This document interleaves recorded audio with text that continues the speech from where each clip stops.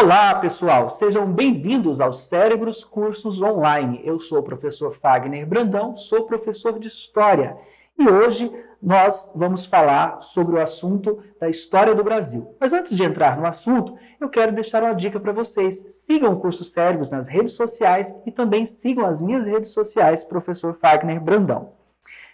Como eu falei, nós vamos falar sobre a história do Brasil, o Brasil no século XIX. Falaremos de dois acontecimentos, que é a chegada da família real no Brasil e o primeiro reinado da corte portuguesa.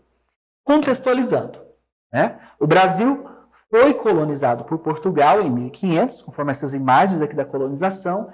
É um país no continente americano, faz parte da América Portuguesa e hoje é chamado de América do Sul, mas também foi chamado de América Portuguesa no passado. A população brasileira é formada por três matrizes, que é os europeus, os brancos portugueses, os africanos que vieram para situações de escravização, que eram a origem aos negros, e os indígenas, que eram os nativos. Por isso, o Brasil é um país de misturas étnicas, raciais, tá bom? Mais tarde vieram os imigrantes. Os grupos nacionais, o Brasil é um país bem diverso. Cada estado, cada região tem uma cultura, uma etnia bem misturada, tá? Em 1808, especificamente em 22 de janeiro, acontece a transferência da família real de Portugal para o Brasil. Por que essa transferência acontece? Estava acontecendo as invasões e ameaças napoleônicas. Napoleão invadia vários territórios de Portugal, da Europa, e queria invadir então Portugal. Dom João VI, rei de Portugal, estava sendo pressionado a se aliar aos franceses para essas invasões napoleônicas e aderir ao Pacto Continental, um pacto imposto pelos franceses, no qual excluía a Inglaterra de comercializações. Esta mudança de Dom João VI foi, na verdade, uma fuga que a família real teve para não se aliar aos franceses e ao Pacto Continental e não ter o seu país invadido enquanto eles estavam ali. Então, eles organizam uma mudança. E a Inglaterra, que estava sendo excluída desse Pacto Continental, oferece cobertura à família real para que chegasse até o Brasil sem ter nenhum tipo de ataque. Claro que a Inglaterra não fez isso de graça. Ela exigiu, então, que Portugal abrisse os portos do Brasil, da América Portuguesa, para comercialização com a Inglaterra. Dessa forma, aconteceu a proteção da família real e a abertura também dos portos. Conforme essa imagem aí, foi a chegada da família real. Mas o Brasil, ele teve que passar por transformações. Ele era uma colônia para ficar à altura da corte portuguesa. Essas transformações foram positivas para o Brasil e são históricas e influenciaram até os dias atuais. Primeira transformação foi a abertura dos portos. Então, o Brasil passou a comercializar com a Inglaterra e as nações amigas da Inglaterra, E, além disso, foi criado aqui a imprensa régia para as publicações oficiais do rei. Lá em Portugal já tinha, então já publicava em Portugal pela imprensa de lá. Mas no Brasil, como era uma colônia, ainda não tinha. Então, criou-se a primeira imprensa brasileira, a imprensa régia. Também criou a Biblioteca Real, que trouxe todos os livros da Biblioteca do Rei da Corte Portuguesa para o Brasil. Hoje é a Biblioteca Nacional que nós temos aí, histórica. E foi criado o Banco Nacional para movimentar o dinheiro das comercializações e da Corte Portuguesa, que hoje dá origem ao Banco do Brasil. Foi criado naquela época o Real Horto, para cuidar das plantas, das espécies de plantas, de animais, de preservação, que hoje é o nosso jardim botânico. O Brasil ganhou um grande destaque naquela época porque ele se tornou a sede do rei de Portugal. Então, todo o reinado de Portugal foi centralizado no Brasil, enquanto a corte portuguesa estava aqui. E para adequar e para ter cultura também no Brasil, assim como tinha em Portugal, a corte portuguesa criou as primeiras universidades, os primeiros teatros, para que também tivesse uma espécie de cultura para essa nobreza que veio junto com a corte.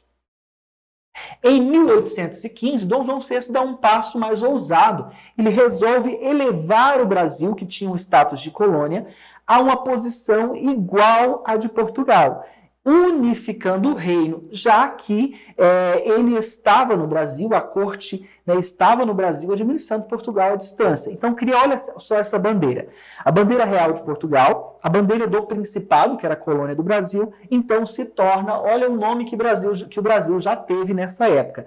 Reino Unido Portugal Brasil Algarves. Ele unifica os principados, os reinos aí em um só reino. Mas, claro que isso não agradou a nobreza e o exército militar que estava em Portugal, abandonados pelo rei há muito tempo. Então acontece a Revolução Liberal do Porto, lá no Porto de Portugal, tá? Na cidade do Porto, mesmo em Portugal. Essa revolução foi causada pelos militares, pelo exército e pela nobreza que estava lá em Portugal, exigindo que Dom João VI retornasse para Portugal, assumisse Portugal e colocasse o Brasil de novo, rebaixasse o Brasil à condição de colônia. Pediram, inclusive, a limitação do poder do rei, o fim daquele absolutismo que o rei tinha. O destaque dado ao Brasil não foi bem recebido pelo exército militar português e pela nobreza de Portugal. Em 1822 vai acontecer a independência do Brasil por Dom Pedro I. Mas veja só, essa independência não foi só um ato ali de independência ou morte, né? Foi um processo. Como tudo na vida da gente, ele acontece como um processo. Em 1821, inicia esse processo. Dom João VI cede à pressão que aconteceu na Revolução do Porto, retorna a Portugal. Mas, para isso, ele nomeia Dom Pedro I a príncipe regente do Brasil. Ele era o príncipe que ia reger, ia governar, então, o Brasil.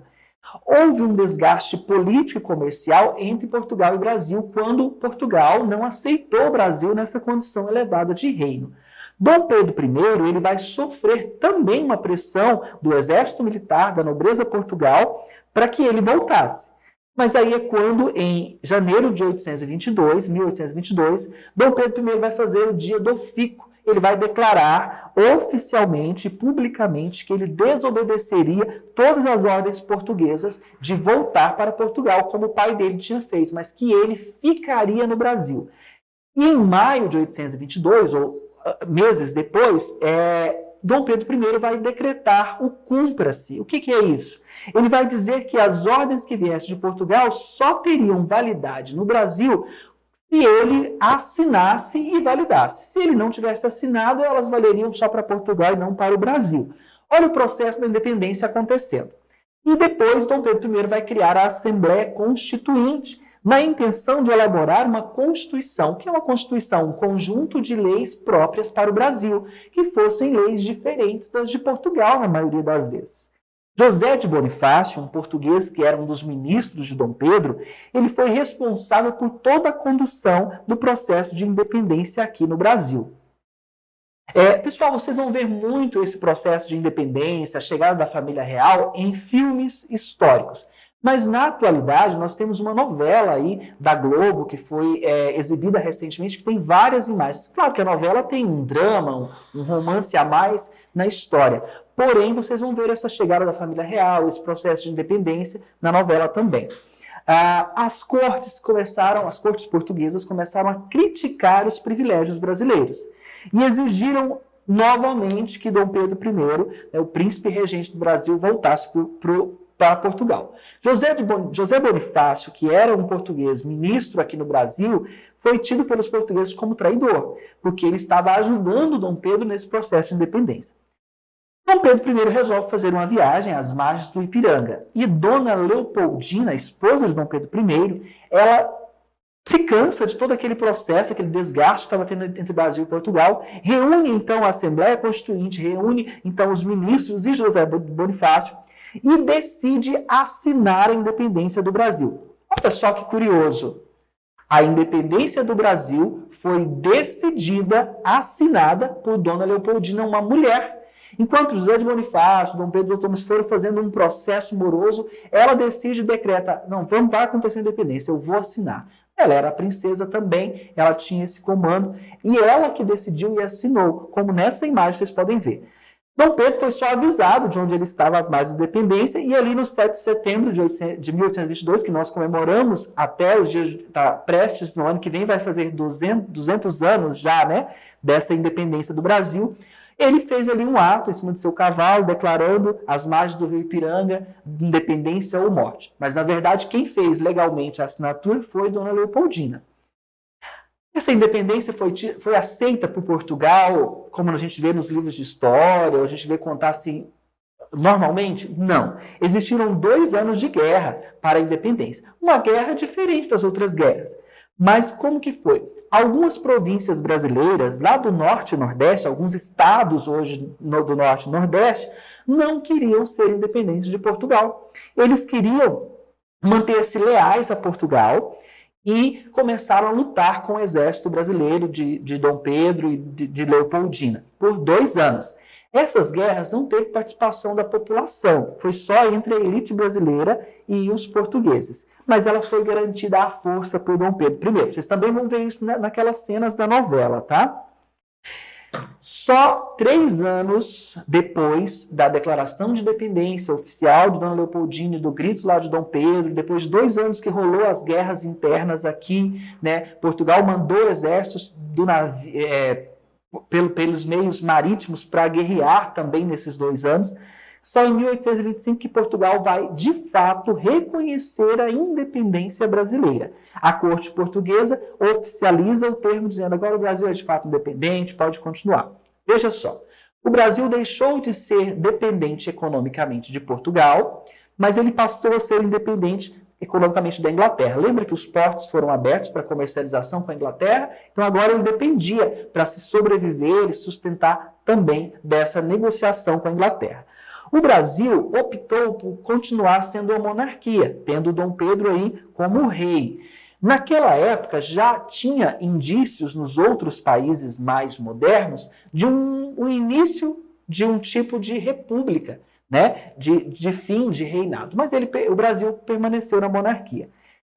E também permaneceu a escravidão, como algo normal no Brasil, assim como tinha em Portugal. A desigualdade social continuou do mesmo jeito. Ou seja, o Brasil era um país independente comandado por um rei português ainda, tá? Que era Dom Pedro I. E essa foi a primeira bandeira aí do Brasil, quando ele se tornou independente. Olha que diferente da nossa bandeira, né? Porém, nós ainda vemos os traços da bandeira atual. E essa imagem retrata quando o Brasil, de fato, é reconhecido como um país independente de Portugal. Vamos lá para os exercícios. A Revolução Liberal do Porto foi um dos movimentos mais importantes dentre as causas da independência do Brasil. Nós vimos aqui que a Revolução Liberal do Porto é aquela que aconteceu, né, ali em um momento decisivo da independência e acontece influenciando os reis. Sobre a Revolução Liberal, é correto afirmar, letra A, essa revolução foi um movimento de índios que aconteceu em 1820 no Brasil colonial? Não. Os índios tiveram as suas resistências, mas não foi a esse nível de independência. Foi lá atrás, na colonização mesmo, né? Foi um movimento militar que começou em agosto de 1820 na cidade do Porto, que ficava ao norte do Portugal? Verdade ou não? Verdade. Então essa é a alternativa certa. Por quê? A Revolução do Porto foi um movimento de escravos? Não foi um movimento de escravos. Os escravos resistiram para a abolição do Brasil mais tarde. Foi um movimento de portugueses que aconteceu no Brasil? Não. Os portugueses não se revoltaram no Brasil, mas eles se revoltaram lá na cidade do Porto, em Portugal, junto com o exército militar, para exigir que o rei Dom João VI e mais tarde também Dom Pedro I voltasse para Portugal e tirasse o Brasil da condição de Reino Unido, né, e voltasse o Brasil para a condição de colônia. Então a letra B seria a alternativa certa. Pessoal, por hoje é só. Eu espero que vocês tenham gostado dessa aula. E se liguem aí nas próximas aulas. Não se esqueçam de seguir o curso Cérebros do professor Fagner nas redes sociais. Um beijão e até a próxima.